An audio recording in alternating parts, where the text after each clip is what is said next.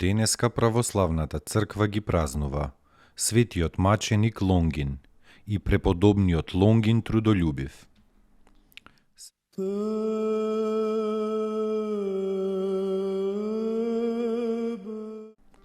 Светиот маченик Лонгин, апостолот и евангелист Матеј, опишувајќи го страдањето на Господа Исуса Христа, вели: а стотникот и оние што со него заедно го чуваа Исуса, откако го видоа земјотресот и се друго што стана, се уплашија многу и говореа: навистина овој бил Син Божји.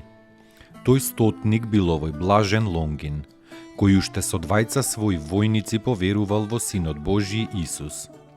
Тој бил старешина на војниците кои присуствувале на распнувањето на Господа на Голгота. Тој бил старешина на стражата што го чувала гробот.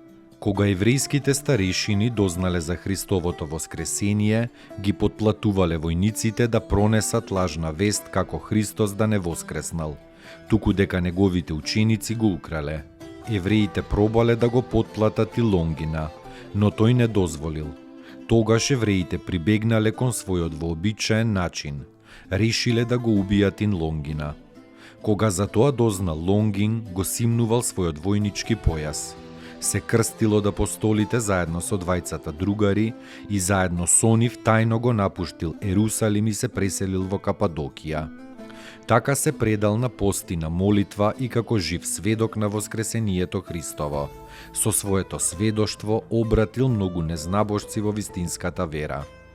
Потоа се оддалечил во селото на имотот на својот татко. Но еврејската злоба ни овде не го оставила на мира.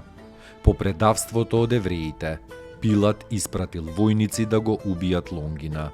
Свети Лонгин со духот го предвидел приближувањето на джелатите, па им излегол во пресред и ги поканил во својот дом, не кажувајќи им кој е.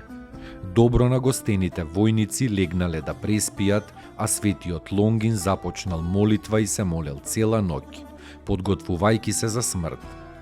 Утредента отишол и ги довел и оние негови двајца другари, се облекол во бели погребни алишта.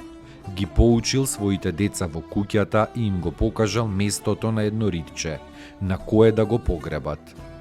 Тогаш им се јавил на војниците и им рекол дека е тој Лонгин кого тие го бараат.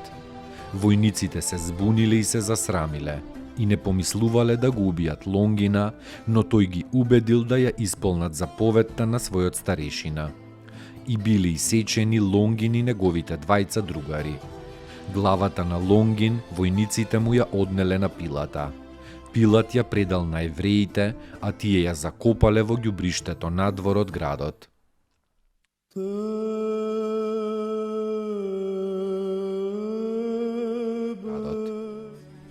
Преподобниот Лонгин Трудолюбив, киевопечерски монах од 14 век. Бил вратар во манастирот и имал толку чисто и облагодатено срце, што секогаш знаел со какви мисли некој влегува во манастирот или со какви пак друг излегува од манастирот. Неговите чудотворни мошти почиваат во Теодосиевите пештери.